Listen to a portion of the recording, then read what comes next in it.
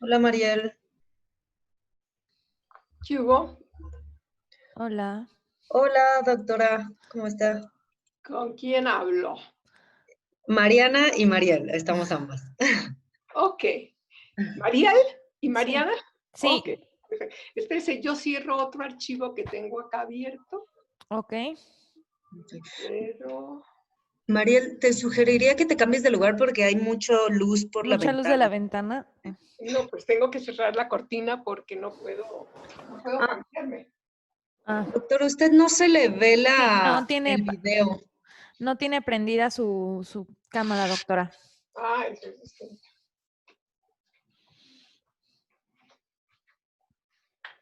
Ahora ya se ve menos luz. Es que no tiene prendida su pantalla. Le voy a pedir, a ver, preguntar para iniciar video. Le debió llegar ahorita como una... Start my video. Ah, sí. Ok. Ah, ya se le Ahí ve muy está. bien. ¿Ya? ¿Me Sí, ve? sí, Sí, la vemos. ¿Y tengo que cambiar? Sí, sí no, quiero. a lo mejor un poquito más hacia arriba porque solo se ve como... ¿Así más lejos entonces? Ah, ahí está perfecta, sí. Ahí. Me quedo muy lejos. Ok. ¿Tiene presentación? Me había dicho que no, ¿verdad? Sí, tengo Ah, presentación y se la mandé a Mariel, ¿se la mando? ok. ¿O cómo hago yo? Porque yo puedo desde aquí Sí, bajarla, ¿no? mire, si usted ve en el cursor hacia abajo, hay un menú que sale que dice participantes, preguntas, chatear y luego dice compartir pantalla. Aquí está. Ok. Entonces, si quiere, ahorita estamos todavía en la prueba, si quiere, para que vea que en cuanto le da compartir, le salen a usted todas sus ventanas que tiene abiertas y ya usted selecciona cuál es la que quiere compartir con nosotros. Si tiene ya abierta su PowerPoint. Sí lo tengo listo, pero... A ver, no, este no. ¿Y puedo ir cerrando pantallas o no? Sí, sí las puede ir cerrando. Igual si prefiere, yo la puedo ir haciendo. Lo único es que, Espérese, eh, entonces yo abro el PowerPoint. ajá, ábralo y en cuanto lo abra, en la opción de compartir pantallas debe aparecerle a usted la ventana de PowerPoint para compartir. Ya está abierto. Ok, entonces si quiere compartirnosla mientras para hacer la prueba. A ver, entonces compartir. Sí, ya está abierta, pero... Share screen, ajá, y luego le van a salir como todas las pestañas que tiene usted abiertas. No sé si ella alcance a ver su presentación. No alcanzo a ver, pero entonces yo puedo cerrar pantallas. Espérese un momento. Ok. No está abierto. Cierro uno. A ver. Estoy trabajando desde las 5 de la mañana, entonces voy abriendo cosas. Sí, Cierro otro. me Cierro imagino. otro. Ya no hay aquí nada. Aquí está este. Y ya. Pues en principio solo debería estar el de... Pero programa de actividades GT de CLACS. Eso es algo del... ¿Cómo hago entonces? Entonces vaya otra vez al Zoom, le da compartir pantalla Ya. y ahí debe salirle la presentación. Si no la puedo compartir yo, lo único es que me tendría que ir usted diciendo cuándo quiere que le cambie las láminas.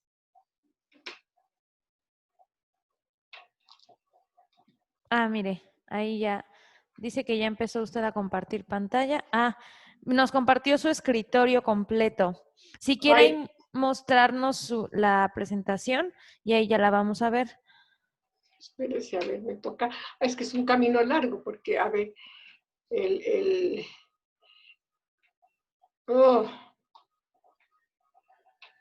es que estaba aquí abierto, pero a ver un momento.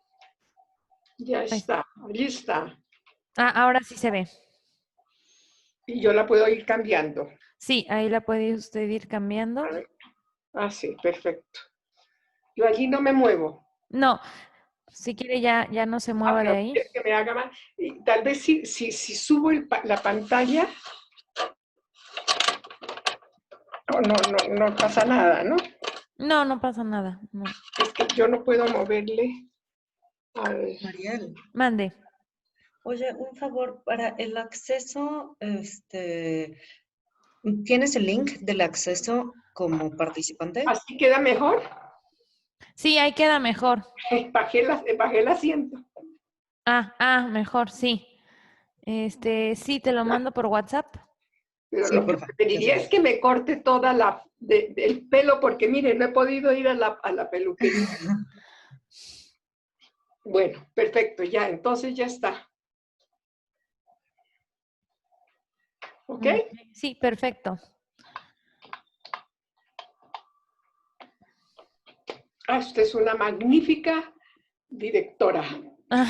No, es que es bastante medio confuso porque no le da automáticamente a uno la pantalla que está viendo, sino que tiene uno que seleccionar y luego cuando hay que cambiar entre archivos es un poco No, yo allí de este no me muevo.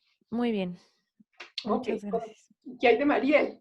Sí, yo soy Mariel y Ah, Mariana, usted es Mariel. yo soy Mariel y Sí, Mariana ella anda es por Mariel. ahí Yo ando sin video, sin voy a estar video. aquí apoyando, pero Mariel va a ser la que va a estar moderando. Sí, ¿Se acuerda que hace 8 días yo estaba angustiada? sí, porque pensó que ya era, Ya era.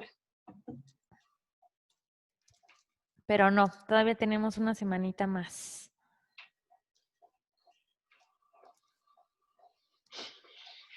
Ay, ay. Yo mandé a varios amigos y amigas. Ujú. Ay, le había preguntado a Mariel si le podríamos compartir también como colega cuasi coautora a Mónica Santillán, Sí, claro. porque de pronto ella puede ayudarme también con las respuestas, sobre todo. Sí, se va a inscribir Sí, se en va a el seminario. inscribir. Ok. Bueno, ella me había pedido inscribirse, Ujú. no sé si ya lo haya hecho. Ok, permíteme un segundito porque está sonando mi celular. Diga.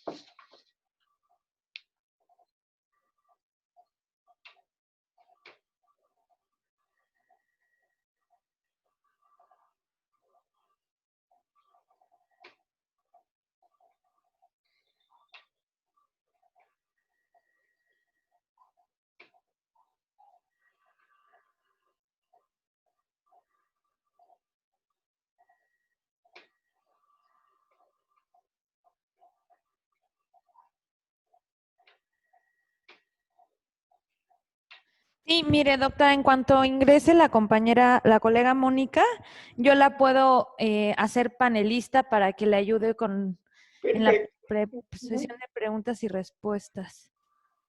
Mm, Mariana, me apareces 2 veces, pero bueno, supongo que no pasa nada.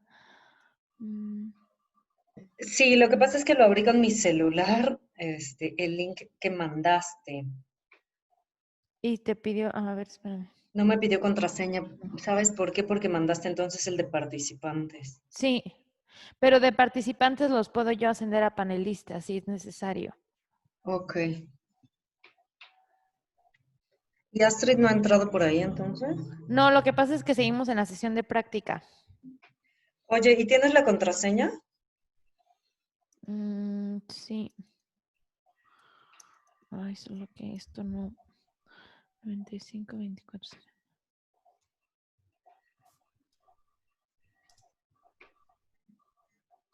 Gracias, ya me llegó.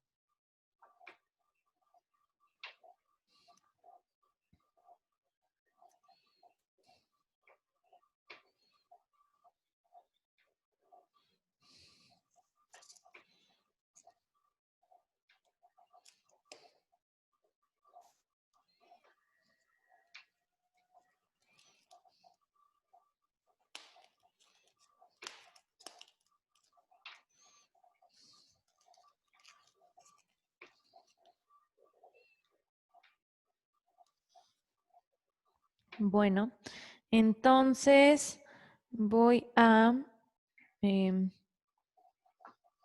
opciones.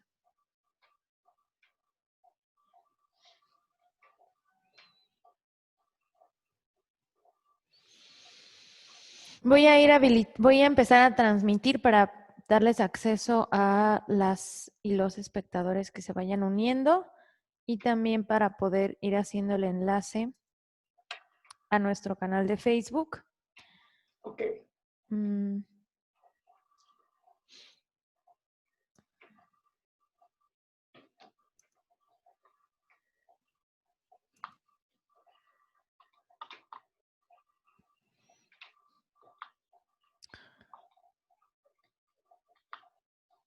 Listo, ya está nuestra colega Astrid, quien es la directora también del proyecto de Transformación Social Ecológica.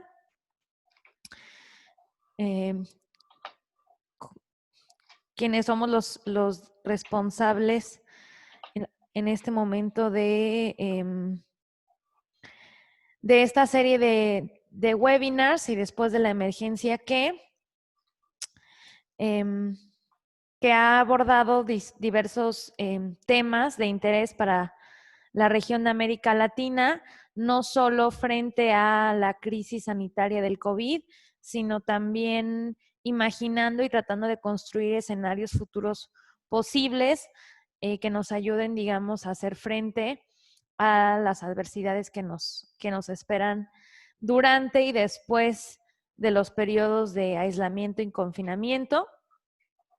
El día de hoy nos acompaña la doctora Alicia Puyana de Flaxo México, quien ha aceptado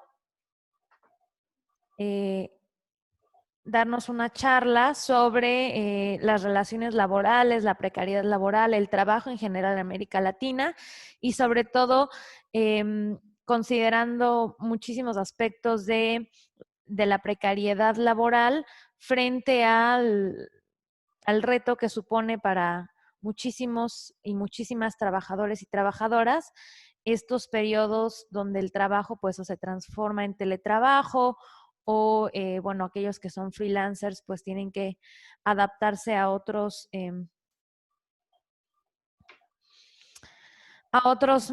modos, métodos de trabajo, etcétera. Entonces, en unos segundos más, en cuanto estemos bien establecidas las conexiones con nuestras diferentes plataformas, daremos inicio a nuestra sesión titulada Ingreso o Trabajo, el drama del empleo informal en América Latina. Y ya estamos a nada de estar en vivo en Facebook.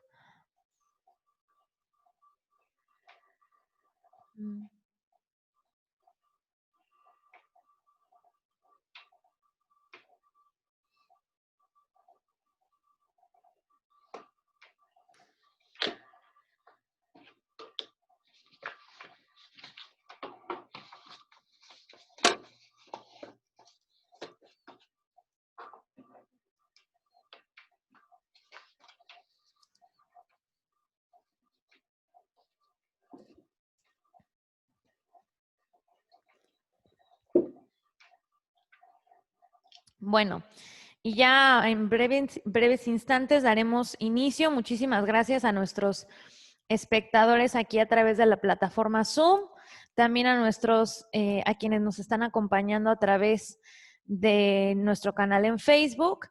El día de hoy estamos presentando la cuarta sesión de la serie de webinarios y después de la emergencia que en esta ocasión nos acompaña la doctora Alicia Puyana Mutis para compartirnos su perspectiva sobre el drama más bien del ingreso o la salud, la economía y el trabajo informal en América Latina.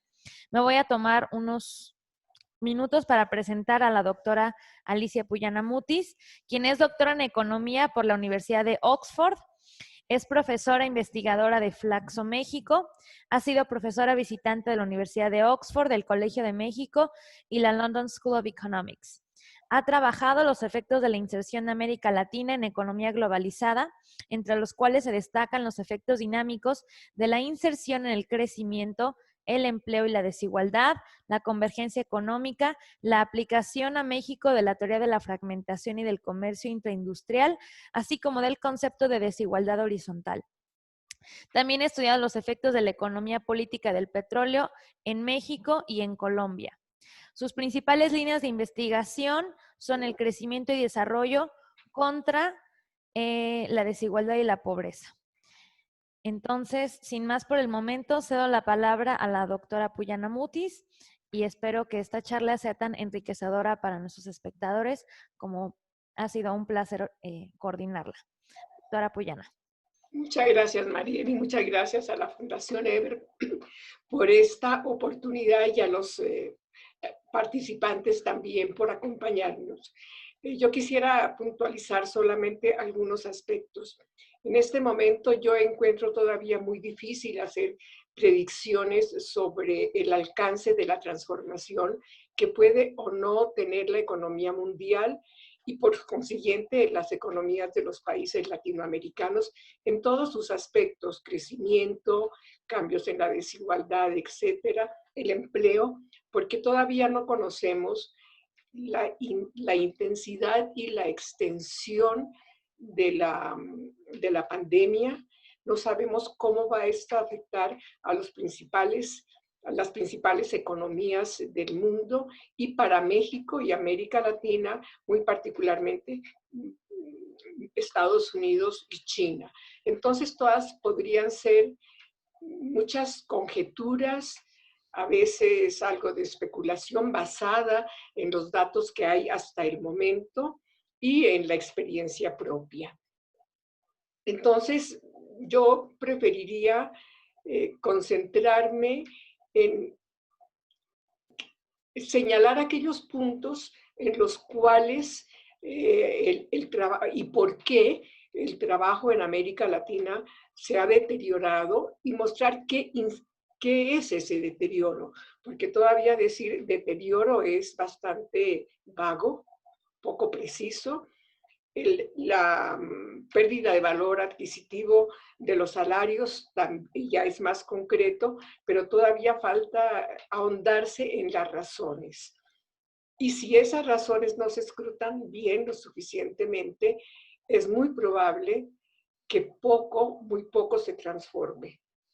Todos queremos que haya lo que se llama una nueva normalidad, pero el significado de esa nueva normalidad difiere de las expectativas de los diferentes grupos sociales, difiere de los aspectos ideológicos de los principales actores, los partidos, los políticos, y también de los académicos, a los cuales muy fácilmente se mezclan y se confunden aspectos puramente ideológicos y teóricos. Entonces yo voy a centrarme por ahora en las raíces de ¿qué es el deterioro del trabajo laboral? Y segundo, las raíces de ese deterioro. Para muchos, yo creo que esta situación da la oportunidad de revisar con mucha tranquilidad y frialdad esas raíces del deterioro, que yo he encontrado en las contradicciones propias de los paradigmas de la teoría económica clásica, neoclásica y por supuesto la actual neoliberal y los modelos que han sustentado los planes de desarrollo. Y esto son varios paradigmas muy complicados que si uno se va a leer Smith y Ricardo y luego los que le sucedieron, va a encontrar que allí están ya implícitas las causas del permanente deterioro de las condiciones laborales, porque son presupuestos muy duros que con modificaciones por diversas razones aún persisten. El segundo es el contexto laboral y la trayectoria del empleo en América Latina. ¿Cuáles son esos paradigmas? Ya el mismo Adam Smith suponía que el mercado laboral es imperfecto porque hay un desequilibrio entre muchos trabajadores que no se pueden organizar porque son demasiados. Si uno lo toma en el sistema mundo, pues es imposible, y relativamente pocos inversionistas por la concentración del capital. Entonces, el mercado laboral no es perfecto, porque hay un desequilibrio de fuerzas en la concertación de las relaciones laborales. Ahora, esa concentración del capital, que es mucho más intensa y profunda que la concentración del ingreso, se ha intensificado con la fusión permanente de las empresas en pocas, muy pocas mega empresas que anulan cualquier indicio de competencia, es decir, tienden a anular el mercado. Entonces, el mercado está desapareciendo por la concentración de la producción, la concentración del capital, y en el otro lado un trabajo, unas relaciones laborales que se han ido liberalizando paulatinamente. Otro presupuesto grueso de la teoría es que hay un mercado laboral único. Eso quiere decir que cualquiera puede cambiar de empleo, puede cambiar de patrón, puede cambiar de sitio, de lugar, y eso no es, o que reemplazar el capital por el trabajo es fácil, o viceversa cuando hay una crisis. Entonces, la fuerza laboral no es perfectamente sustituible, ni hay un mercado único. Un neurólogo no compite con un oftalmólogo. Un albañil no compite con un chofer de camión y mucho menos con un neurólogo. Pero además hay muchas formas laborales, especialmente ahora a raíz de la liberalización del mercado laboral, es decir, de la desprotección del trabajo y la anulación de todas las formas de defensa del trabajo para equilibrar ese mercado tan desigual, o esas fuerzas tan desiguales, se han ido tomando desde finales del siglo XIX y más o menos estuvieron vigentes hasta los años 70 del siglo pasado. Entonces, esa es una falacia que todavía se sigue aplicando en las teorías, en las políticas y desgraciadamente todavía entre muchos investigadores. Otro supuesto es la desnaturalización del trabajo. Desde Smith se empezó a considerar el trabajo como una cosa, la cosificación del trabajo que decía Smith, que el trabajador vende su mano de obra como si vende un par de zapatos o como si vende algo de lo que produce, y no lo vende. Al contratarse laboralmente está cediendo su fuerza laboral, su capacidad de crear, su vitalidad. Esa es la desnaturalización del trabajo que era indispensable para concebir un mercado. Yo necesito decir que hay un mercado en donde los trabajadores y los capitalistas libremente contratan, entran en relaciones laborales y que al pactar esa relación laboral sellan un convenio sobre el trabajo, sobre el valor del trabajo. Entonces había que decir, bueno, el trabajo también es un bien, un objeto, como todo lo que se produce para producir. Entonces, es decir, confundir la fuerza laboral, la vitalidad, la creatividad del trabajador con lo que eso produce, homologarlo y decir, es lo mismo, se venden. Ahora, el salario, en esas condiciones de desigualdad y de desventajas del trabajo para llegar al mercado laboral y lograr una retribución justa a su contribución a la economía, pues se ha olvidado que desde el mismo Smith decía que el salario debe satisfacer las necesidades básicas, es decir, la reproducción física de la fuerza laboral. Quiere decir, la fuerza del trabajador y la familia, la prole, por eso son proletarios, porque una de sus funciones sociales básicas es reproducirse, para que el sistema siga reproduciéndose.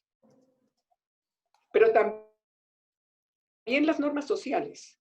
porque son impuestas por la sociedad para valorar y calificar la idoneidad del trabajador, su respeto, su carácter, etc. Y eso llevó a decir, los trabajadores son pobres necesitan vender su fuerza laboral porque son pobres. Es decir, invirtieron la relación del trabajo o la causa del trabajo. Smith llegó a definir la pobreza. Una persona es pobre o rica según la cantidad de trabajo que deba ofrecer. Es decir, hay una diferencia entre una persona que tiene que ofrecer 16 horas de trabajo para poder vivir, o una que con 8 o con 5 basta. Depende de la retribución que obtenga. Y esa retribución depende de muchas causas y muy poco realmente con esa capacidad natural del trabajador.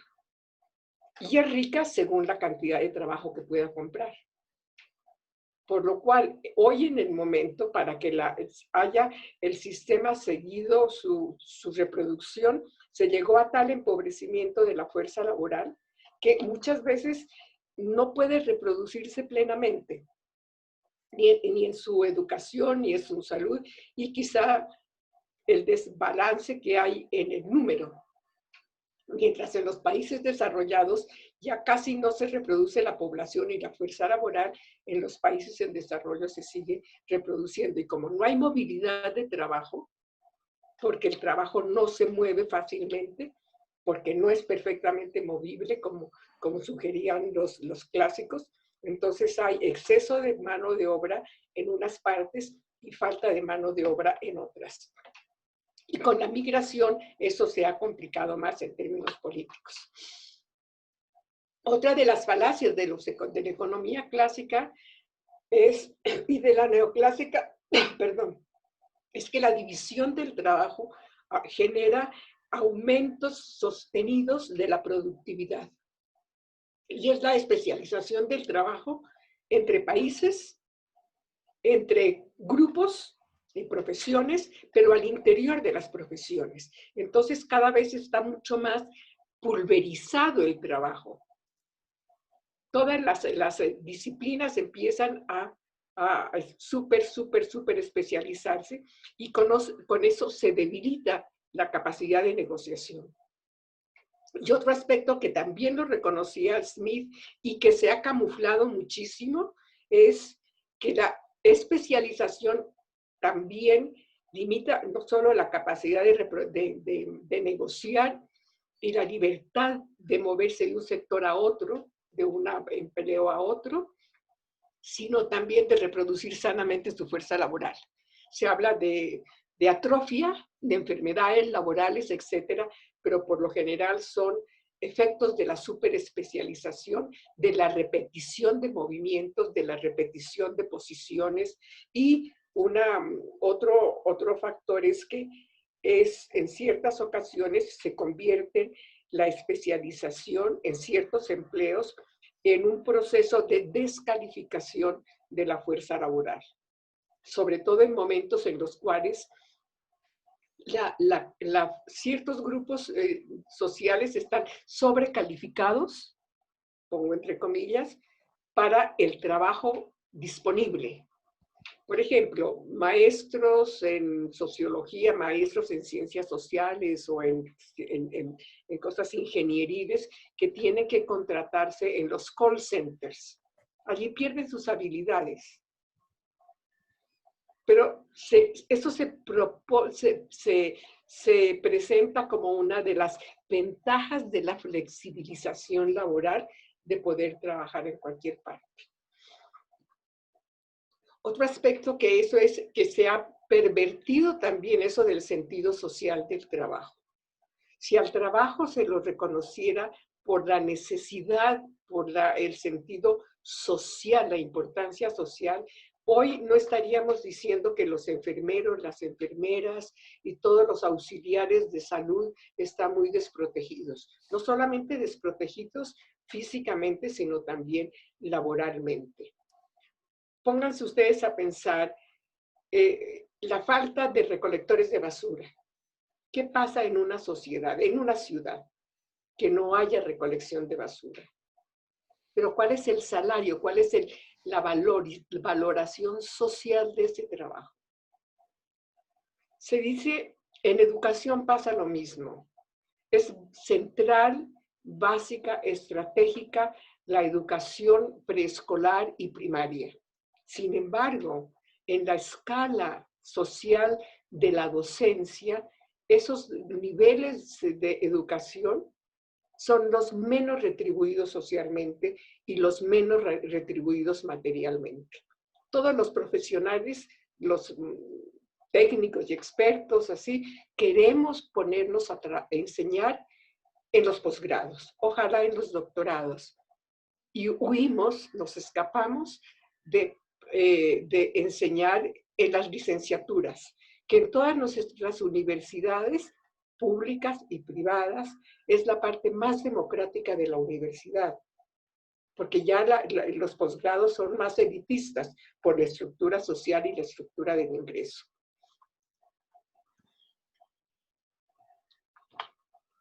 Ahora, de toda esta paradigmas equívocos, falacias que hay y contradictorios que hay en la base de la teoría económica, tenemos algunos paradigmas que aún se practican. Es decir, como hay problemas a la puja por una mejor redistribución de los ingresos que vino por la Primera Guerra, la Segunda Guerra, etc. En los años 50 surgió la famosa U invertida de Kuznets, que quería decir, bueno, en los países, en la etapa de crecimiento y de transformación de la sociedad, de la campesina a la industrial, aumenta la desigualdad. Llegado a un nivel de desigualdad, de desarrollo y de riqueza X, automáticamente la desigualdad decrece y llega al nivel óptimo de desigualdad, que según Smith es aquel que estimula tanto a los trabajadores para que no sean demasiado exigentes y no exijan, no pidan retribuciones más allá de lo que el sistema puede darles, y a los capitalistas que ahorren e inviertan.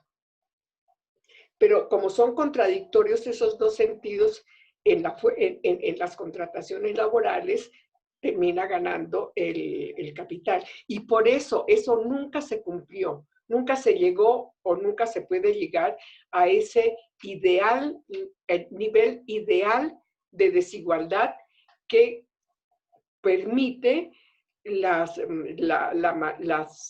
reproducción de la fuerza laboral sin grandes exigencias y el ahorro y las inversiones y el consumo que merecen los capitalistas.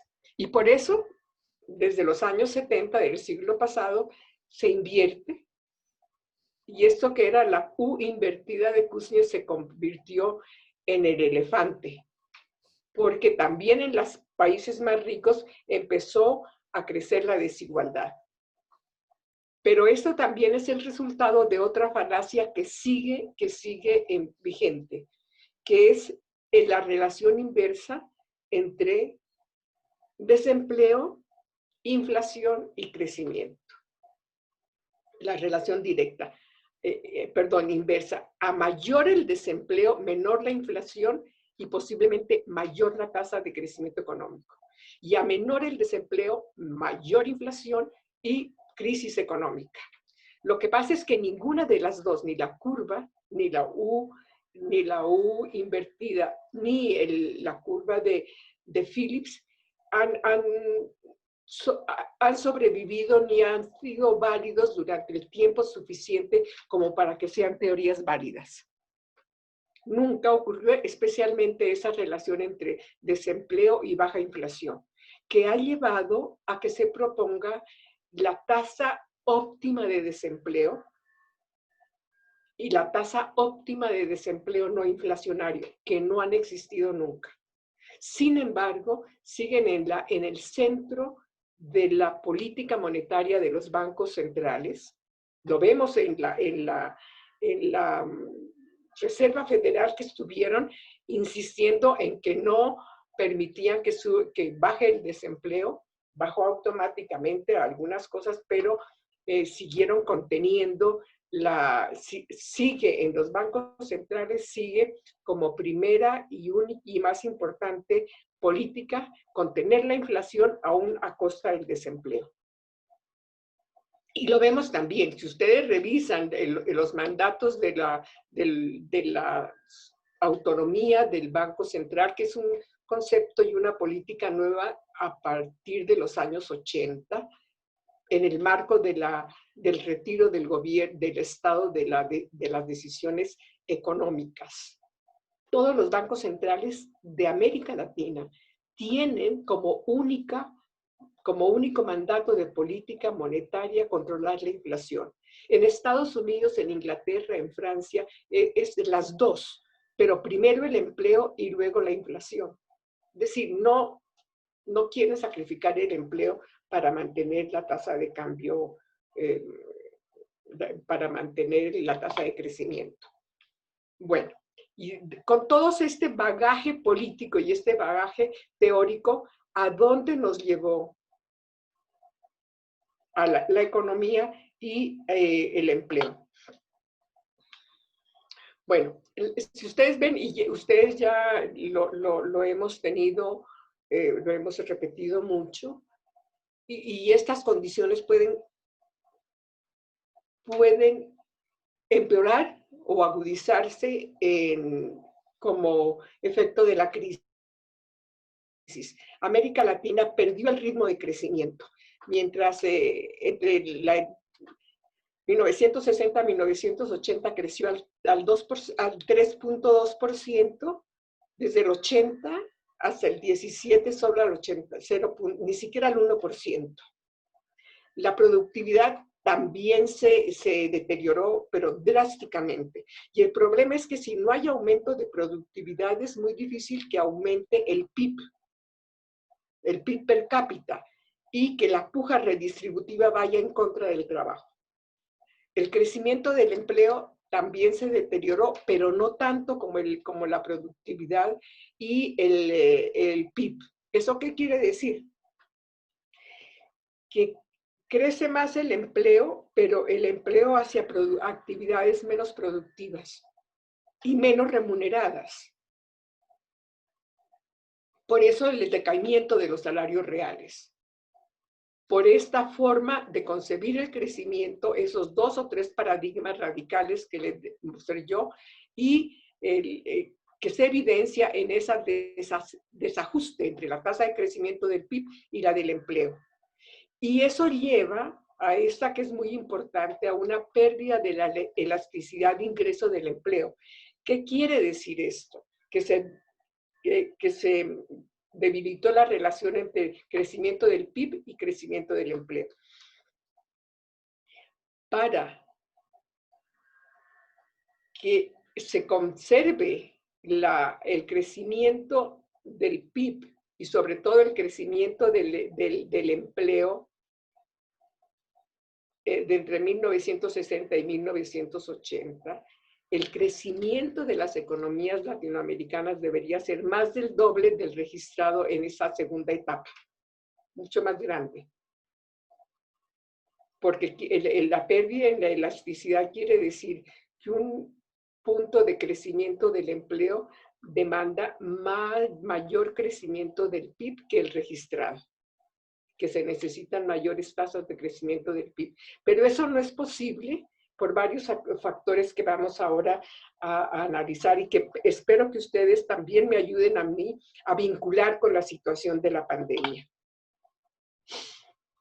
América Latina tuvo una bonanza de materias primas entre 1990 y 2008 y luego eso se cayó. Pero ni aún en estas bonanzas de las materias primas, que permitió una aceleración del crecimiento económico relativo, no disminuyeron ni la pobreza ni la desigualdad, porque se generó una situación de que, llamada también el empleo sin trabajo, productivo y fuertemente productivo, y la aglomeración del empleo en la informalidad y en el sector servicios. Todo esto ha conducido a un problema en la distribución funcional del ingreso. ¿Qué quiere decir? Que en la primera distribución del ingreso, es decir, de la riqueza, del excedente generado cada año, que se divide en dos partes, retribuciones al trabajo y retribuciones al capital. Y luego de allí vienen todas las compensaciones por impuestos y por transferencias. Pero esa primera distribución en América Latina es descendiente, decae en México radicalmente del 35 al 26%. Si antes al trabajo le llegaba el 26% de toda el 36% de toda la riqueza, ahora le llega el 26%. Esa diferencia de entre el 26 y el 100% es lo que se lleva el capital. Y eso ocurre en todos los países. Desde Chile, que siempre nos lo ponen de ejemplo, Honduras más o menos se mantuvo. Y lo grave es que ha caído más que en ninguna otra región del mundo. Es decir, la desprotección del trabajo se refleja precisamente en que esa primera distribución es muy inequitativa, siempre fue inequitativa, pero se ha empeorado. Y se ha empeorado por los cambios en la fiscalidad y sobre todo por los cambios en la protección del trabajo y el equivalente que ha sido unos grandes estímulos al capital y a toda la actividad intensiva en tecnología. El otro problema que hace que muy difícilmente se resuelva esa situación que les mostraba es que hay una relación negativa entre el cociente de apertura del mercado. La apertura de la economía quiere decir que tanto una economía está expuesta a la competencia externa, ya sea por el lado de las importaciones como de las exportaciones. Y es el cálculo más objetivo de apertura, que es las importaciones más las exportaciones dividido por el PIB y multiplicado por 10. Allí no hay elementos, sino son muy objetivos. Y esto quiere decir que en América Latina, a medida que crece la apertura, la liberalización, es decir, la penetración de las importaciones y la mayor dedicación de la producción a las exportaciones y la maquilación de la producción, menos crece el PIB. Y al crecer menos el PIB, quiere decir, lógicamente, como correlato, que se deteriora el trabajo. A esto contribuyen también, especialmente en algunos países, el deterioro de los términos de intercambio, básicamente por la exagerada especialización en materias primas. En México no es el caso, pero en la relación en México el problema es la inserción tan drástica en las cadenas de valor. Casi toda la producción, inclusive que no se exporta, tiene un contenido importado de cerca del 50%. Inclusive la que no se exporta, la que es únicamente para el mercado nacional. Y en la que se exporta es de cerca del 70%. De manera que el valor agregado por las exportaciones apenas llega al 3% del PIB, cuando se está exportando cerca del 40% del PIB. ¿Esto a qué tipo de trayectoria del empleo nos ha llevado? En primer lugar, digamos, para poder analizar la trayectoria del empleo, pero también las variables anteriores,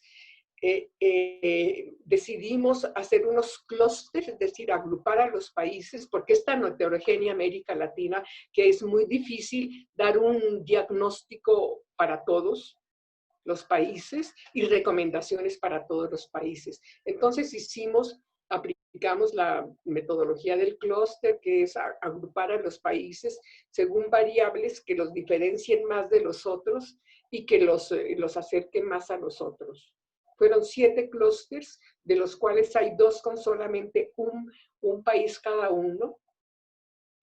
Y luego hay 5 clústeres en donde se redistribuyen todos los demás países, que son bastantes. Bueno, pero ustedes pueden ver allí la tasa de crecimiento del empleo, que va del 0,91 en Uruguay al 3,5 en Honduras. El promedio es 2,37.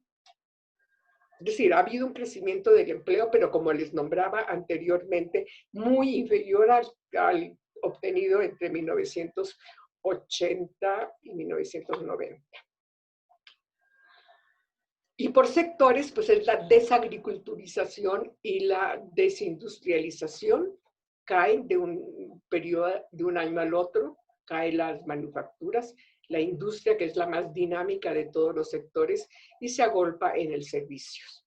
Eso es lo que se llama una fractura estructural de la economía mexicana.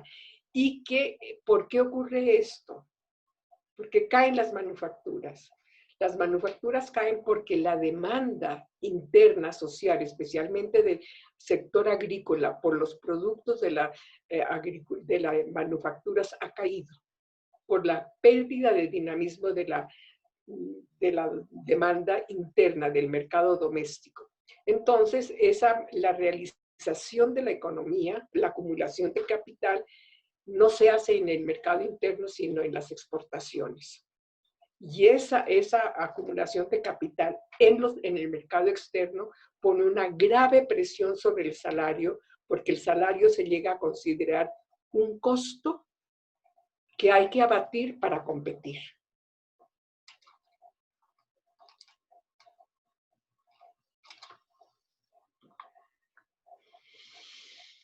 Otros aspectos a considerar ha caído drásticamente el empleo rural por el deterioro de la agricultura. Es decir, la agricultura ha sido sometida a una presión interna en favor de la industria durante la sustitución de importaciones y hasta el día, y además una presión externa por la apertura de las importaciones agrícolas, aún en países tan orientados a la agricultura como Colombia, Perú, Ecuador o Argentina inclusive, en donde inclusive se está importando carne de res. ¿Verdad? Aumentó la participación de la mano de obra femenina, pero con una gran desigualdad. Y la participación de la mano de obra femenina ha tenido el impacto también de elevar drásticamente la cantidad de la mano de obra que se ofrece en el mercado y deteriorar los salarios. Es una forma de compensar también la caída del salario general. Todo esto se revela en que, en promedio, en América Latina, la informalidad, que es informalidad drástica, muy drástica porque es la precariedad laboral. 90% o 90% de los establecimientos industriales mexicanos son microempresas que no tienen mayor capacitación, no tienen mayor tecnología, etcétera. ¿Verdad? Y ese es un efecto de la intensidad, de cómo ha subido la intensificación del capital en las empresas más modernas, que ha encarecido la generación de empleos y ha obstaculizado cualquier tipo de interrelación, de vinculaciones entre las pequeñas, las medianas y la gran industria. Hay un abismo entre estos, entre el 90 o el 100% de los establecimientos con el 47, 50% del empleo y las pequeñas, grandes industrias dinámicas que acaparan parte del mercado interno, todas las exportaciones, pero sobre todo muchos privilegios fiscales de estímulos. Uno de ellos palpable es la caída de la tributación directa y el aumento del IVA.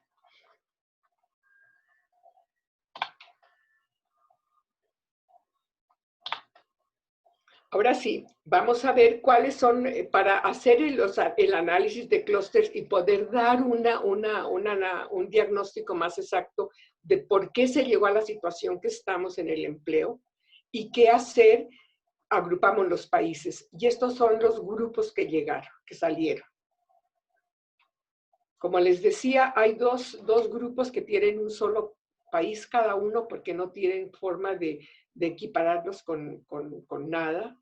Y estos son Argentina y Colombia. No es raro que estén en un solo grupo, pero es bastante raro también. Y estos otros, los pequeños, Brasil y México. Ahora, nosotros metimos muchas variables para hacer el clúster: empleo, estructura del PIB, tanto estructura en empleo como en producción, como en PIB, como en exportaciones, calificación laboral, dinámica de la población, etcétera. Y estos fueron los resultados que nos dieron. No es una clasificación subjetiva que haya hecho yo, como dirían aquí en México, muy bien dicho, por mis pistolas. Bueno, y hay 3 variables para armar los clústeres que las definen y que también están mostrando la relación, qué es lo que más explica el crecimiento del empleo.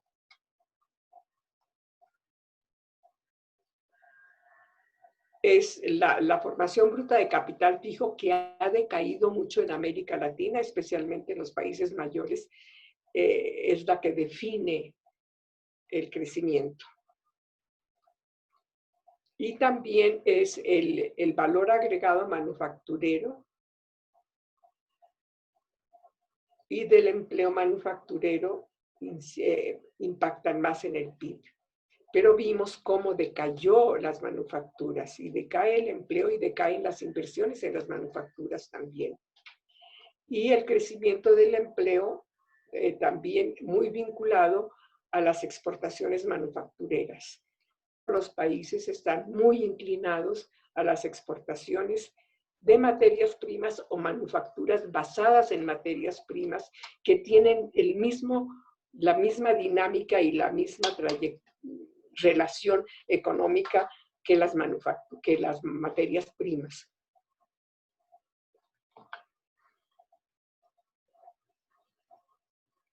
Entonces, aquí tenemos que estas por cada punto porcentual promedio de crecimiento del sector servicios, en el PIB, el empleo decae. Si nosotros vemos el crecimiento del sector servicios y decimos que bueno, porque está absorbiendo la mano de obra que la agricultura tuvo que expulsar y que las manufacturas no pueden absorber. Pero el problema es que el crecimiento del sector servicios en el PIB, en el empleo, genera un decrecimiento del empleo. A medida que crece el sector servicios en el PIB, que ya está por arriba del 65, decrece la dinámica de generación de empleo. Entonces, está agotándose también la capacidad del sector servicios de absorber empleo. ¿Qué va a pasar entonces? ¿A dónde se va si no puede migrar? Bueno, dicho esto, yo no sé si les haya quedado algo claro. ¿Qué hacer? ¿Cuáles serían las perspectivas? Digamos, una perspectiva es la dinámica, la estructura, la dinámica, y esto es vinculado también con los paradigmas centrales teóricos que no han sido abandonados de la economía, pero que han sido adoptados en la interpretación y análisis de los fenómenos sociales por varias disciplinas sociales, especialmente ciencias políticas y algo también en sociología.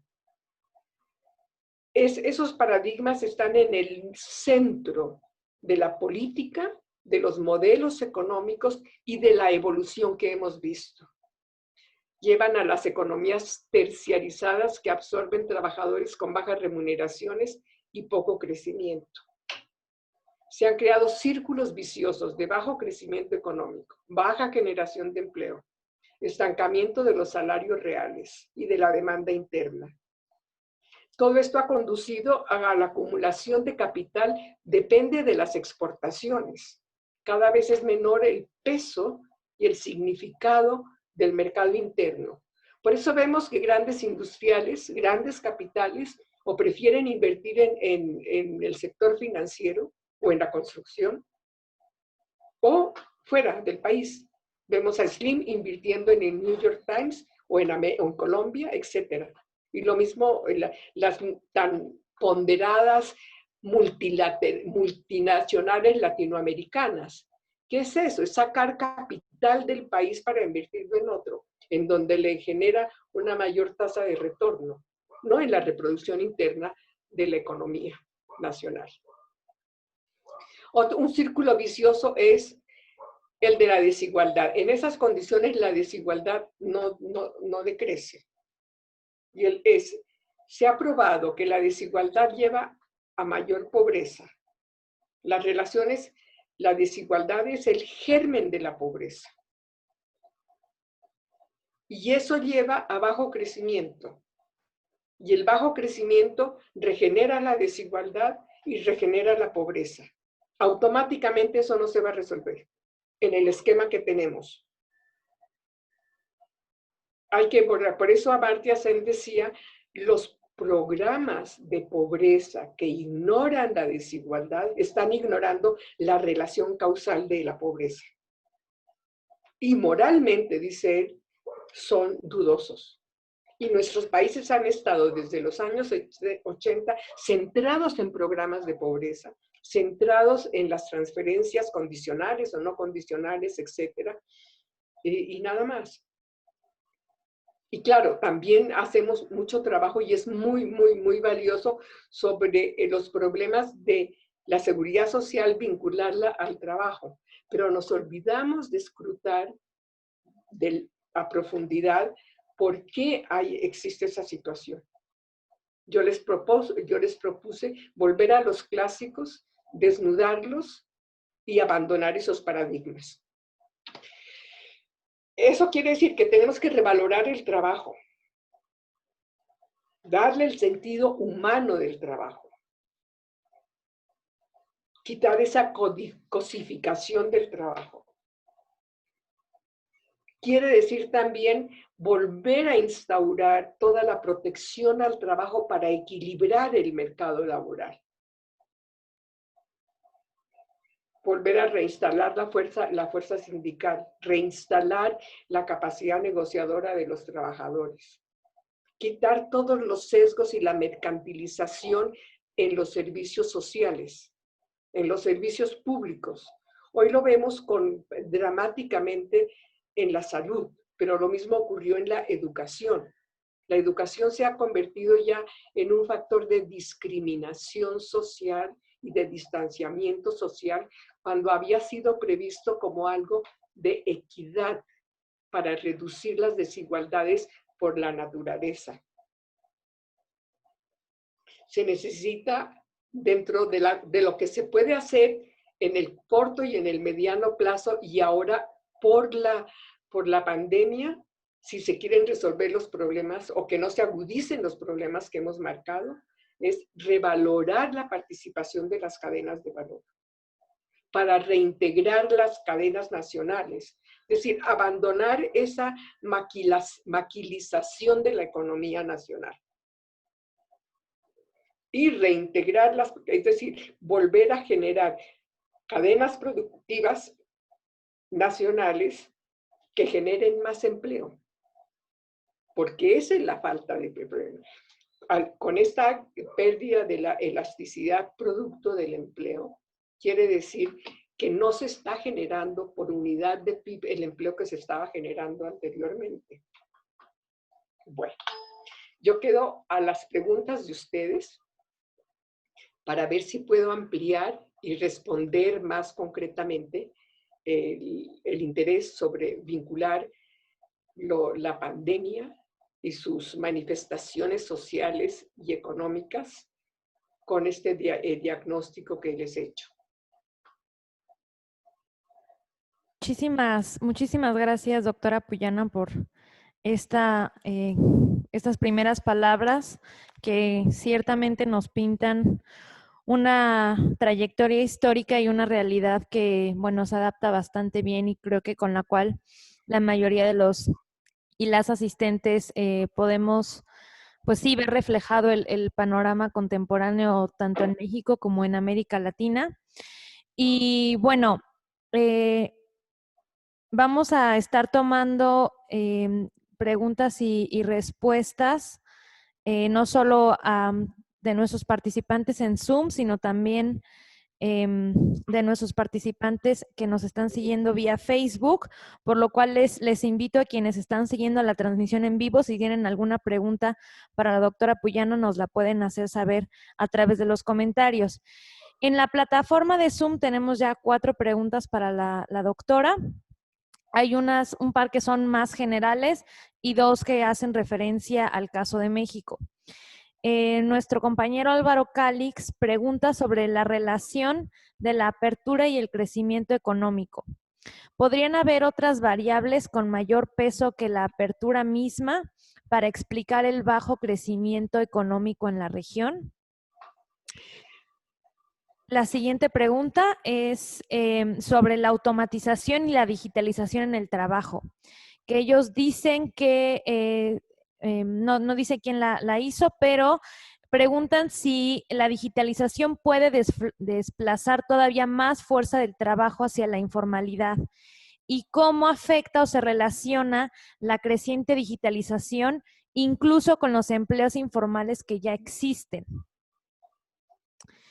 Y la última en el sentido general y después vamos a los casos más específicos. Le doy ahorita oportunidad a usted para que responda esas 3 preguntas. La última es, ¿cómo se explica que el crecimiento relativo del sector servicio disminuya la creación de empleos? Es decir, ¿por qué llega un punto en el que este sector ya no puede producir más empleos? Esa me parece que es la pregunta.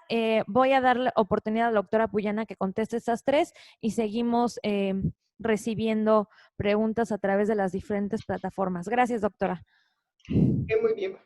Sí, en cuanto a la pregunta de Álvaro, a quien saludo con afecto, sí hay otras variables que explican más, que tienen mayor valor explicativo que la apertura, y que son la formación bruta de capital fijo, la participación de las manufacturas en el PIB y en las exportaciones. El problema y mi énfasis en esta relación con la apertura es que las políticas se han focalizado mucho en la apertura y han dado todos los estímulos para la apertura, no solo el desmantelamiento de los aranceles, sino también el desmantelamiento de la protección al salario y la protección al trabajo. Porque la apertura implicaba reducir los costos de producción. Unos costos de producción se redujeron importando insumos, componentes, partes. Otros se redujeron reduciendo y abatiendo impuestos, especialmente impuestos al capital. Y los otros reduciendo el costo laboral. Entonces, estos tienen mayor explicación. Es decir, tiene mayor explicación la formación bruta de capital fijo, las inversiones. Y uno se pregunta, ¿por qué si se hicieron todos estos arreglos para elevar la rentabilidad del capital, no crecieron las inversiones? Y eso también lo expliqué. Es decir, yo no estoy dando, esa es mi pregunta. Sí hay otras que son la formación bruta de capital, la participación de las manufacturas en el PIB y la participación de las exportaciones manufactureras en el PIB, que son variables que desde hace muchos años se habían identificado como las más importantes, para el desarrollo. Todos los contribuciones a la teoría del crecimiento económico de todos los países o de los países en desarrollo desde los 60s apuntaban en esa dirección. La automatización y la robotización. Si uno parte de la situación de la sociedad real, la mexicana, la colombiana, la peruana, un poco menos la argentina, o la uruguaya, pero mucho también la brasilera, es que hay muchísima desigualdad. Y desigualdad en educación y en capacitación. Entonces, el acceso a la digitalización y a manejar y dominar esas técnicas no es igual para todos. ¿Y cómo la ha afectado? Hay estudios, y algunos de los cuales yo les puedo sugerir o enviar a los interesados, es que, por ejemplo, en México aumentó la introducción de técnicas digitales y de computación y esto en la producción y en el sector público, en la administración pública, aumentó la desigualdad salarial. Muchísimo. Entonces, hay un aspecto negativo y mucho del sector informal no tiene acceso, no domina las técnicas computacionales. Entonces lo va a afectar y lo va a afectar drásticamente. Y sí, digamos, la sustitución es evidente, pero es evidente también en el sector servicios un poco más calificado, bancos y todo eso, comercio más formalizado, etcétera. Menos en el sector servicio más informal y más precario, pero les va a afectar el ingreso a ellos también, ¿verdad? ¿Cómo se explica por qué el incremento en el incremento del Producto Interno Bruto, del sector servicios en el Producto Interno Bruto tiene una relación negativa con el crecimiento del empleo? Y no es que ser negativa quiere decir que cada vez un aumento de una unidad o de 100 unidades de empleo en el sector servicio se refleja en una tasa de crecimiento del PIB menor. Es esa la relación que mostré yo. Es decir, el sector servicios aumenta el empleo en servicios y tiende a decaer el crecimiento del PIB. Son relaciones de tasas de cambio entre una y otra variable. Ahora bien, ¿hasta dónde puede no crecer una economía para permitir que el sector servicios siga creciendo? El que haya crecido tanto el sector servicios y la informalidad quiere decir que se está depreciando y se está sacando del sector formal cada vez más trabajo. Y con eso cae la demanda interna y se desacelera el crecimiento del PIB. Entonces eso tiene que cambiar si queremos que el PIB crezca más. Ya. Perfecto. Seguimos con las preguntas más aterrizadas, ya un poquito más temáticas. Preguntan que México, por su tamaño poblacional, tiene un gran potencial de desarrollo económico mediante el estímulo de su mercado interno. Pero, ¿qué se puede decir de los países cuyo tamaño poblacional es relativamente más bajo y que también tienen un poder adquisitivo significativamente más bajo? Por ejemplo, Nicaragua, Honduras, El Salvador. ¿Qué papel podría llegar a tener el mercado interno en este tipo de países? También preguntan sobre el campo. Pregunta Armando Contreras del Instituto de Ecología. ¿Qué cambios en el campo se podrían impulsar para generar empleos? Y aquí agregaría yo nota personal, empleos bien remunerados, de calidad, que garanticen, digamos, cierto piso mínimo de prestaciones sociales. Y también pregunta Guillermo Pérez Herrera sobre el papel del sindicalismo en esta lógica de fortalecer las relaciones laborales. ¿Cómo podría ayudar el sindicalismo como organización y voz de los trabajadores, sobre todo para aquellos que están en este momento empleados en la economía informal? Y le regreso la palabra. Bueno, a ver, México tiene una gran población y es un país magnífico. Todos los países y todos los pueblos son magníficos, eso no cabe duda. El problema es que tampoco el mercado interno juega un papel importante porque se lo ha desprotegido y las políticas de apertura, de reducir la producción nacional de insumos, por ejemplo, de partes, componentes, etcétera, e importarlas, pues entonces sacó del trabajo a mucha gente y se les redujo el ingreso.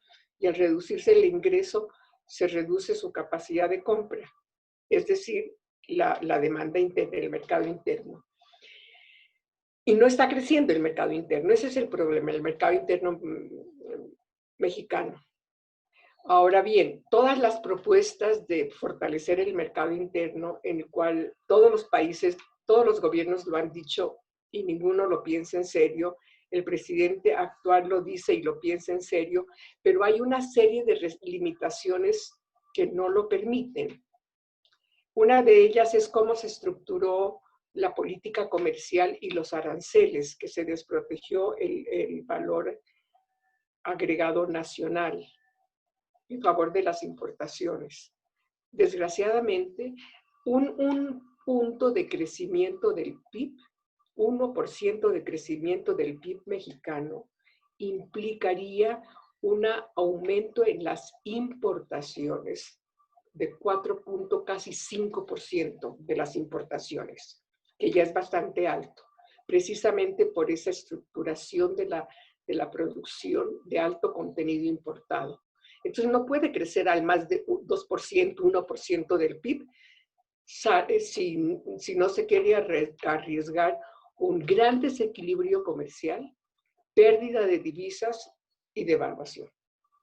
Pero el presidente, desgraciadamente, en mi opinión, es mi opinión y así, y mis modelos económicos, etcétera, desgraciadamente firmó el Telecam, el nuevo, el TEMEC, y agudizó y profundizó esa relación. Es decir, se desprotegió la producción nacional aún más. En muchos sectores que antes no estaba tan desprotegido como el petróleo. Entonces, al igual que Nicaragua, pero en diferente escala, México está afrontando el mismo problema.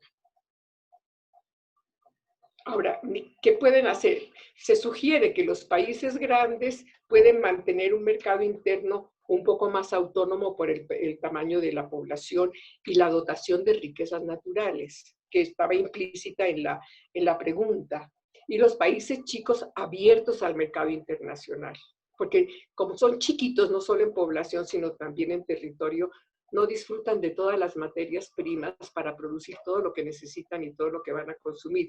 Y tienen muchas de otras que no pueden consumir dado el nivel de pobreza. Por ejemplo, en Nicaragua, gran extensión de tierra agrícola de primera calidad. Lo mismo Ecuador, pero tienen que exportar esos excedentes. Ahora, esa vinculación a través de materias primas es la que constriñe el trabajo o el crecimiento, porque ya esas materias primas están o muy mecanizadas en ciertos productos agrícolas, inclusive se ha mecanizado la cosecha, como si no hubiera mano de obra para que lo recoja manualmente. O está en sistema de plantaciones, que fue lo que condujo en Nicaragua a la revolución, el sistema de plantaciones en donde todo el usufructo la captaba el dueño de la tierra. Son todas esas relaciones las que hay que ver para tratar de, particularmente, país por país, sugerir reformas. El campo. Pues yo diría que en el campo mexicano, para el empleo, lo mismo que comenté anteriormente y a fuerza de parecer simplista y monotemática, es que si usted ve seriamente y en detalle a nivel de producto, ya sea manufacturero, de origen agrícola, como la producción de tortilla, de pan, de muchas cosas que se ven en los mercados, hay un contenido importado alto. El trigo se dejó de producir, el arroz, casi todo el arroz que se consume es importado, buena parte del sorgo se importa, de frijol, cerca del 35-40% del que se consume domésticamente se importa, de maíz cerca del 45%, casi el 50% se importa. Entonces, eso hizo que se desprotegiera el campo y la gente tuviera que salir del campo. ¿Se puede restituir? Sí, se puede restituir. Una de las medidas es precisamente cambiar esa vinculación comercial. Estados Unidos subsidia la producción agrícola que exporta. Hay cálculos de profesionales estadounidenses que han dicho que en 6 años, 7 años, en los primeros 7 años del telecambio, eso después se agudizó por los subsidios, el dumping a la producción agrícola estadounidense que se exporta. Dumping quiere decir que les dan subsidios de forma que pueden exportar a precios inferiores a los costos de producción. Eso está prohibido en la Organización Mundial del Trabajo y todo eso, y es distinto a subsidio, el dumping. Los productores de maíz mexicanos perdieron en estos años que les comenté cerca de 12,000 millones de dólares por ese dumping gringo. Si eso no se resuelve, no hay solución para el campo. Y además que el campo se haya despoblado muchísimo. Es muy poca la población rural empleada en la agricultura.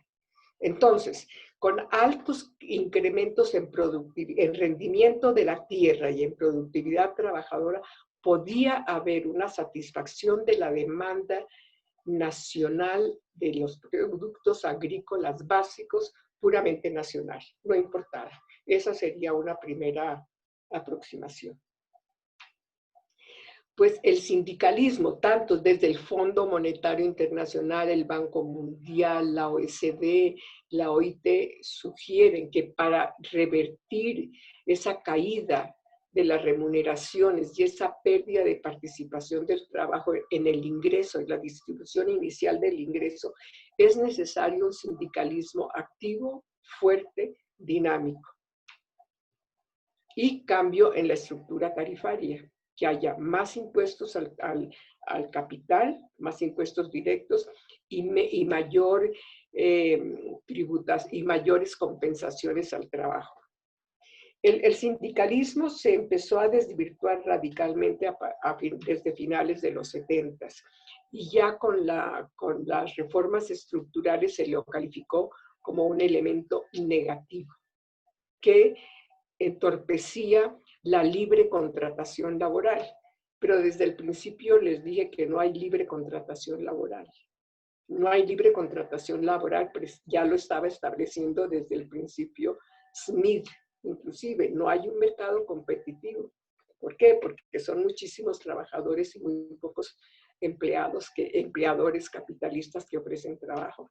Y él añade, inclusive, mientras un capitalista puede dejar de producir meses y meses y meses y puede sobrevivir con sus ahorros, un trabajador no puede sobrevivir una semana. Y eso lo estamos viendo ahora. Cayó la economía, hay desempleo y hay ya colas para pedir alimentos y comida gratis en Estados Unidos y en Inglaterra. Entonces, en esas condiciones sí se necesita un balanceo en la capacidad negociadora.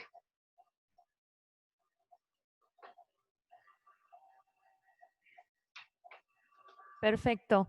Tenemos 2 preguntas más de el colega Álvaro, que dice, ¿qué se puede decir a estas tempranas, digamos, momentos sobre el tipo de empleos que se pierden por la pandemia en América Latina? ¿Hay algunos que se podrán recuperar después, digamos, de las medidas de aislamiento y confinamiento? Hay otros que no. ¿Cuáles o qué categorías se verían como más afectadas? Sí. No. Pues yo me temo, algunos sugieren por lecturas que he hecho de trabajos especulativos realmente en Europa, que puede haber una tendencia a mayor robotización y mayor automatización, etcétera. Es decir, toda esa tendencia que ha habido actualmente de sustituir empleo adoptando tecnologías cada vez más y más ahorradoras de empleo, que ha sido la práctica prácticamente desde que el capitalismo es neoclásico. Todo el siglo XX para acá ha sido esa la tendencia. El problema es que se estaban sustituyendo no solamente trabajos meramente manuales y repetitivos, sino también ciertos grupos, cosas ya más especializadas como diagnóstico médico, como juicios sentencias y análisis de expedientes judiciales, laborales, es decir, de derecho civil y de derecho penal. Muchas de las habilidades de los médicos también se están trasladando a expertos. Hay muchas cosas que pueden sustituir ya no solamente al trabajo menos calificado, sino también al trabajo relativamente calificado. Y hay otras áreas que pueden fortalecerse, como todo lo del cuidado, medicina, servicios, etcétera, pero no se sabe. Yo esperaría que realmente no haya un regreso a la normalidad. Que no la haya, porque es que por lo menos a América Latina no le sirve, ¿verdad? Yo no quiero que regrese eso. Es como una señora de Venecia que decía, volver a la normalidad, Dios mío, no, porque esto se va a infestar otra vez de turistas. La normalidad no ha sido, no fue el paraíso. Todavía yo no sé cuál va a ser la nueva normalidad, porque yo no sé cuál va a ser el equilibrio de fuerzas. En el 2008 yo pensaba también, y escribí un capítulo y todo eso, que los paradigmas económicos que habían llevado a la crisis del 2008 estaban ya obsoletos, y resulta que no. No cambió nada en la política económica. Se cambiaron algunos sílabos de las facultades de economía, pero nada más. Entonces no sé qué va a pasar. Nosotros podemos hacer utopía. Bueno, va a pasar esto, esto y esto, pero yo casi nunca hago esa cosa porque el desencanto puede ser terrible. Muchas gracias, doctora Puyana. También pregunta Juan Jaime Holguín de la Huerta, precisamente rescatando un poco esta visión tal vez de una nueva normalidad. ¿Cómo se podría pasar hacia un nuevo paradigma? Él plantea que si es a través del regreso a los clásicos u optando tal vez por experimentar con modelos de la economía heterodoxa, sobre todo en tiempos que más allá de la pandemia nos plantean escenarios como las crisis climáticas. No sé si usted tenga algo que abonar, porque un poco ya era algo que venía usted discutiendo en la pregunta anterior. Sí.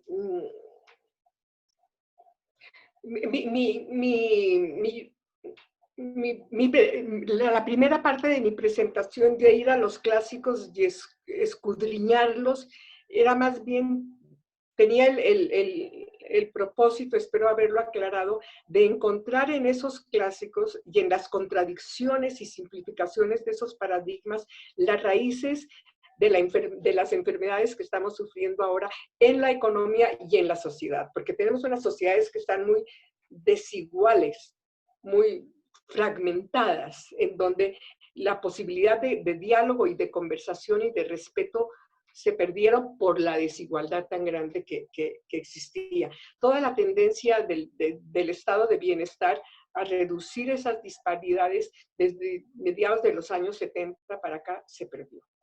Entonces es escudriñar los clásicos para denunciar que ahí están las raíces de los males y proponer otra nueva forma de organizar la sociedad y de organizar la economía. Esa nueva forma, pues, hay muchas opciones. Puede ser la democracia, la socialdemocracia más radical. No creo que la democracia cristiana nos dé muchas bases. Los partidos liberales han mostrado, y los de centro han mostrado, incapacidad de resolver los problemas muchos de ellos gobernaron durante muchos años desde la posguerra y llevaron a esta crisis. Entonces son nuevos paradigmas. La economía o el sistema socialista colapsó radicalmente. Entonces, no sé, allí yo los invito a que me ayuden a pensar en ese nuevo paradigma. Y claro, las crisis han sido repetidas y repetidas y repetidas. Los incendios, el calentamiento global, las hambrunas, la epidemia, etcétera, y sobre todo la falta de preparación de la sociedad. Eso es lo alarmante de esta pandemia, lo que dices. Los virus, por lo menos desde principios de este siglo, muchos súper expertos, expertos en científicos dedicados al estudio de las epidemias, etcétera, estaban alertando que se venía el virus total. Hace unos 12 años salió una simulación en que hablaba de, inclusive puede venir un virus que haga el exterminio total de la raza humana. Porque es que esos animales se modifican, evolucionan permanentemente. Su forma de combatir a los antivirus es precisamente mutar. En la ciudad de Wuhan, únicamente allí, encontraron como 6 cepas diferentes. Y casi que hay una cepa por país, y muta.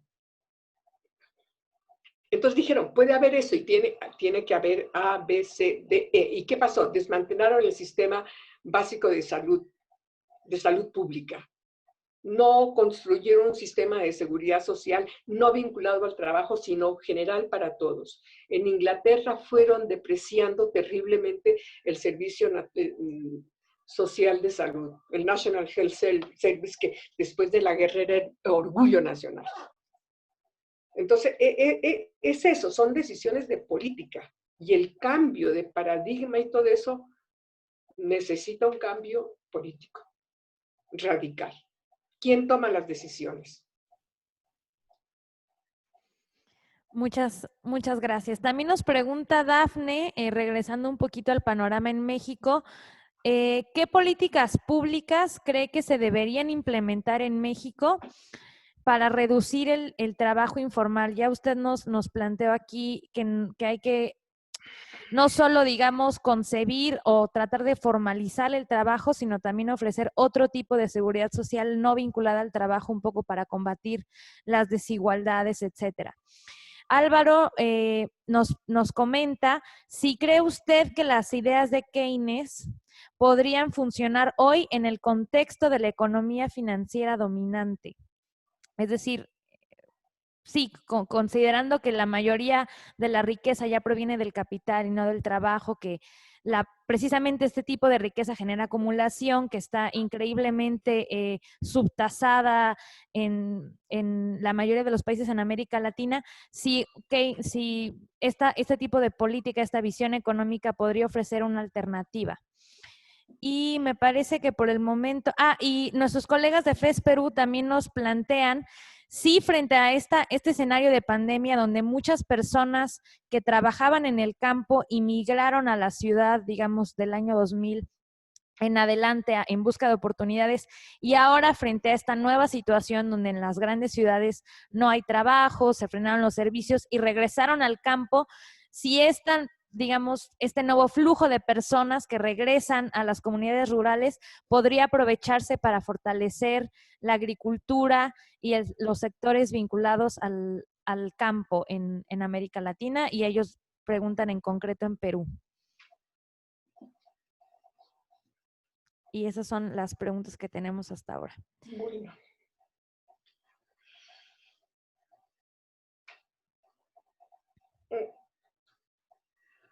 ¿Qué hacer para reducir el sector informal?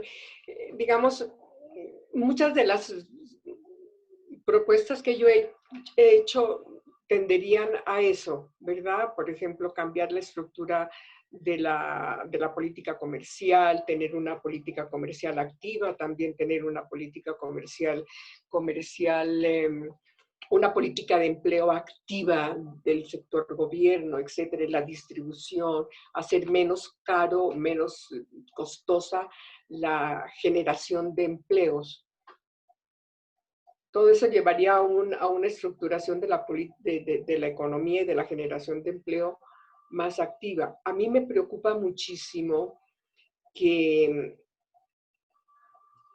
una de las propuestas que estaban en marcha y estaban vigentes, yo no sé hasta dónde el nuevo gobierno vaya a combatir esa línea o no la vaya a seguir, no lo tengo claro, pero intuyo que sí, era homologar el sector formal al informal, depreciando el trabajo formal. Esa era como la iniciativa que querían hacer todos los que toman la opción de tratar la informalidad desde la perspectiva del Banco Mundial, que dicen que los informales simplemente son unos gorrones, unos vividores que no quieren pagar impuestos y se quieren beneficiar del servicio social público de los que pagan impuestos.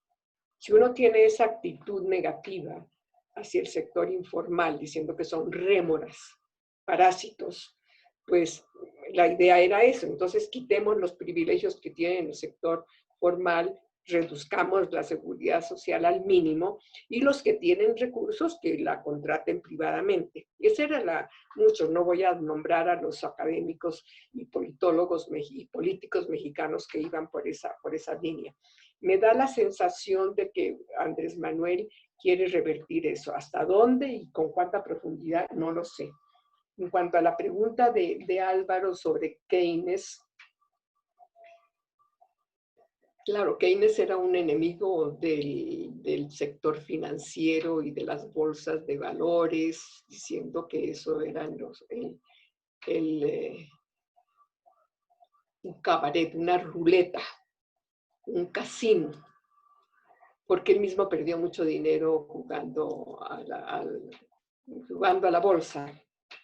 No sé, realmente no creo que digamos, la propuesta de Keynes, puramente la propuesta keynesiana, no la neokeynesiana, era tener una actividad, inversiones o lanzamiento de la masa monetaria en épocas de crisis, temporal solamente mientras existe capacidad subutilizada, instalada empresarial subutilizada y desempleo, para elevar el empleo, que haya crecimiento y que la crisis dure menos, elevando el empleo, elevando los ingresos, hasta que la capacidad subutilizada se acabe.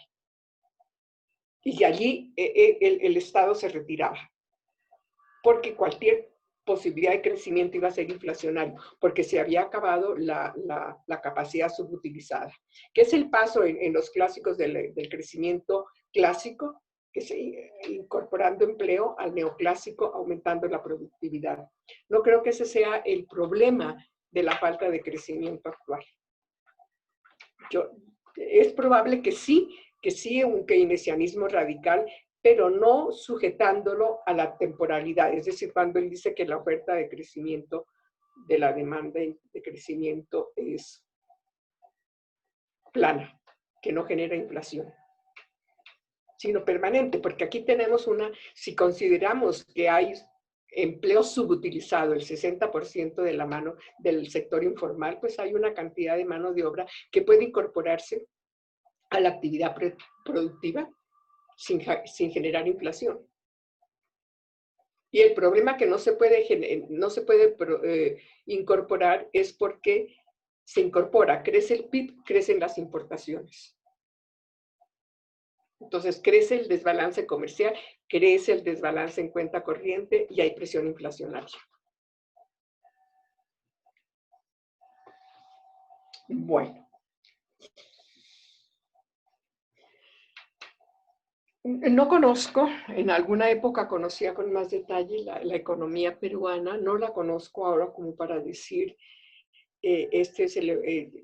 no sé qué tanta de la población rural haya regresado, que migró a la ciudad haya regresado al campo. no, realmente no podría decir.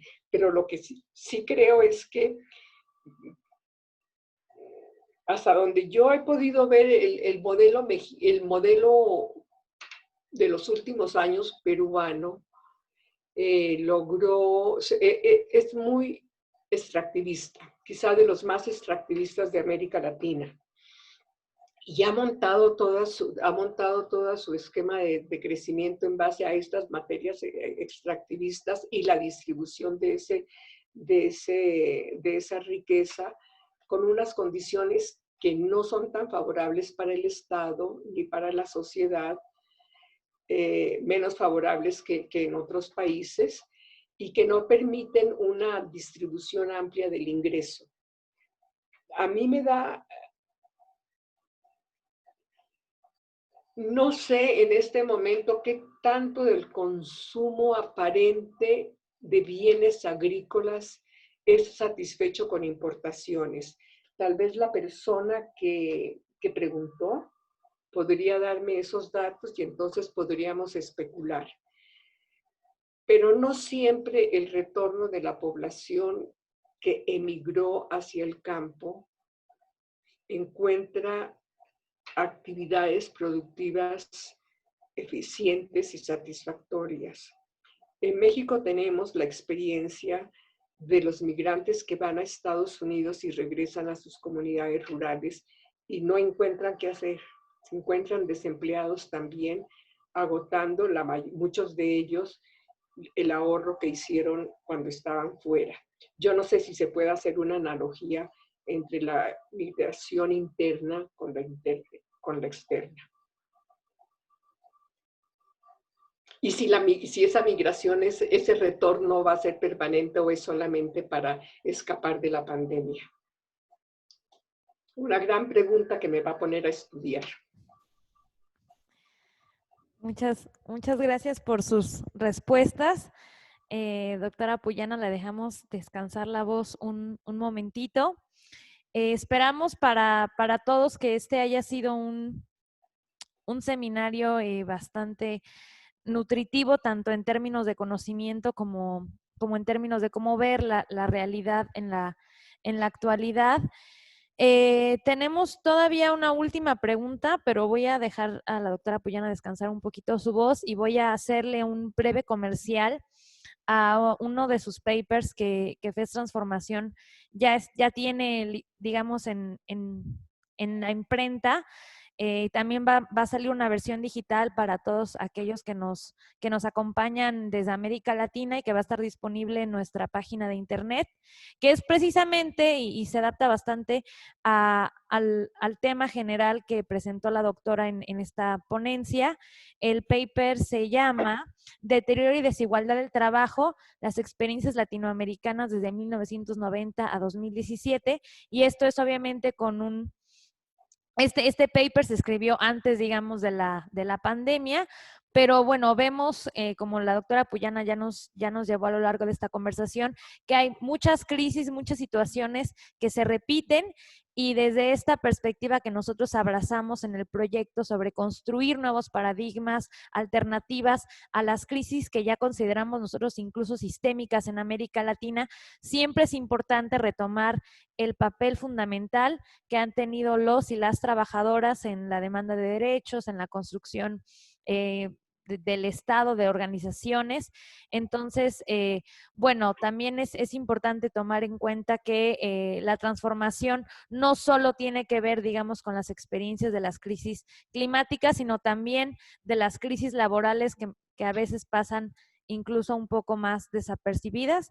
Y terminamos con la última pregunta que hace también Juan Jaime Holguín de la Huerta, que nos dice, bueno, un poco ya habiendo tomado la perspectiva de la última, bueno, no diría yo de la última, pero de una de las pandemias a las cuales se ha hecho constante referencia en este 2020, que es la pandemia de la gripe española, y tratando de vincularla con la crisis económica de 1929, ¿hay algunas medidas o políticas que francamente deberíamos aprender a evitar o no?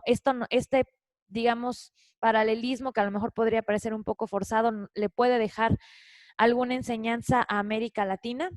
Y le regreso la palabra a la doctora Puyana. Sí, muy buena pregunta. Esa pandemia mató como a 16 millones de personas en Europa.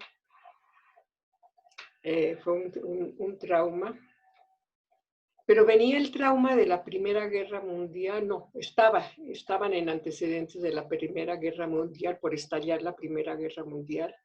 Muchas de las revueltas y convulsiones sociales de finales del siglo XIX, desde los años 1880, 90, y ya se estaban echando los primeros elementos de la economía del bienestar, es decir, las desigualdades que se incrementaron por la revolución industrial y por todo ese gran liberalismo económico que hubo en el siglo XIX, generaron tal desigualdad y tal convulsión social que obligaron a tomarla en serio y a tratar de pactar políticas para resolver esto. Y una de ellas fue precisamente la creación de la Organización Mundial del Trabajo.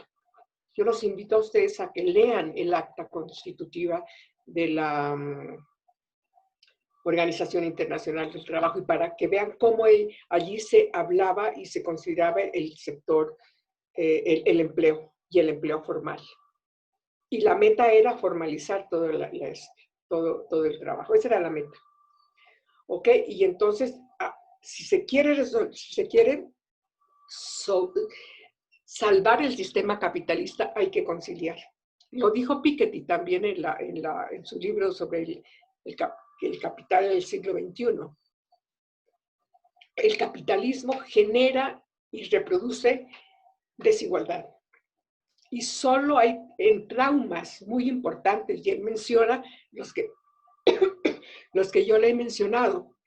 Siglo XIX, Primera Guerra Mundial, crisis y Segunda Guerra Mundial.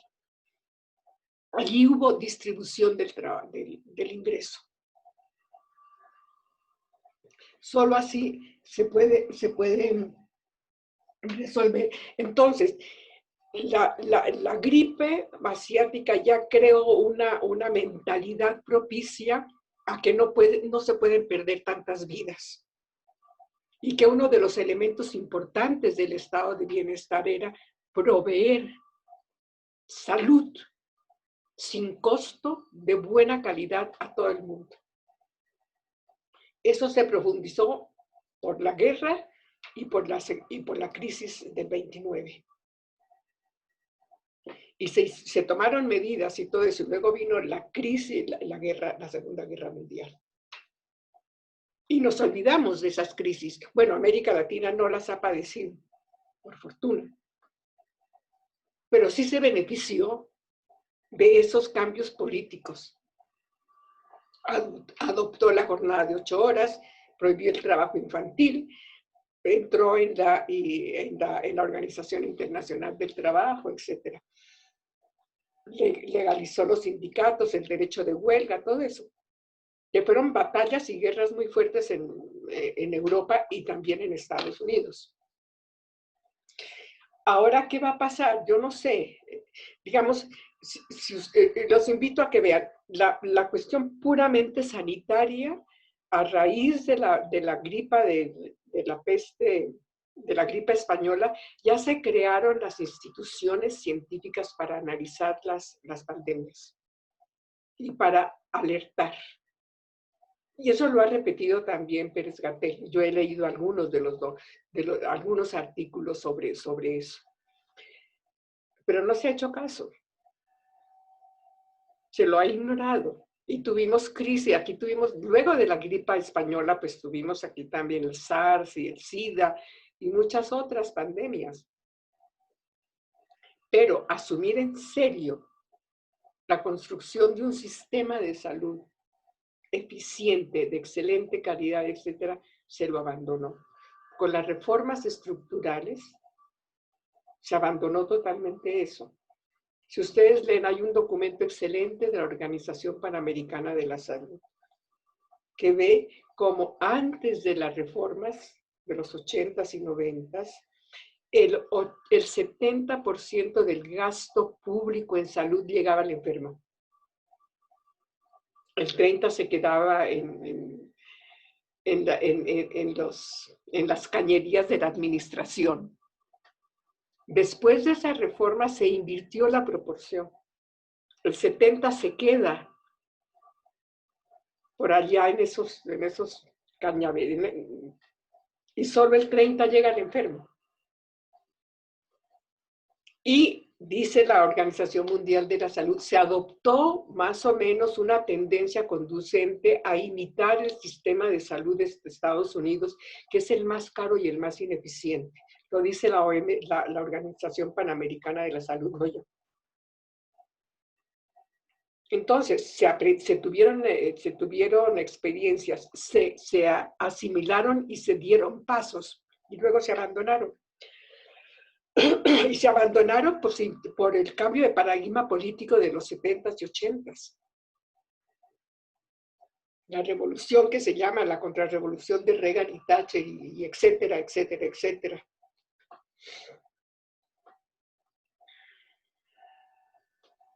Esa era, ¿no?, la última pregunta. Esa era justamente la última pregunta y ya no tenemos más preguntas. Ha sido 1 hora y media ya de diálogo, de debate entre la doctora Puyana, y nuestras participantes. Y bueno, desde el proyecto Transformación, obviamente nos quedamos con muchos pendientes, con muchas tareas que no solo nosotros, sino también toda nuestra red de oficinas de la Fundación Ebert en América Latina toman y abordan muchísimos de los temas que ya presentó la doctora Puyana, que tienen que ver con desde la redistribución del gasto público, cómo, por qué, en qué se gasta y quiénes se benefician con ese gasto. También de la reducción de las desigualdades, que es un tema que es muy cercano a nosotros, no solo las desigualdades, digamos, tradicionales sociales, sino también por género, por etnicidad, etcétera. La construcción y más bien el combate al desmantelamiento de los sistemas de salud, de los sistemas de educación, la construcción de un estado de bienestar, el apoyo a la participación ciudadana en el ámbito público. Y bueno, también sobre todo en la oficina en México y con el proyecto regional sindical, la reconstrucción de las relaciones de trabajo en América Latina, del empleo, la dignificación del empleo, la economía del cuidado, que como bien decía la doctora Puyana, ahora más que nunca se está viendo, pues sí, bajo otra óptica, ¿no? Todo lo que implica el cuidado de los enfermos, de los niños, todo lo que es el trabajo casi invisible y no remunerado de la mujer, y también darle una nueva voz al sindicalismo que bueno, con la reforma laboral en México del año pasado se piensa que puede regresar la democracia a los sindicatos, y cómo finalmente muchas de estas luchas de la clase trabajadora, del proletariado, siguen necesitando de organización, y cómo los sindicatos, como bien dijo la doctora, que fueron o se han ido desvirtuando, pueden volver a formar parte del espacio público de una manera mucho más positiva y mucho más representativa de las demandas y las exigencias de las y los trabajadores, no solo en México, sino también en América Latina.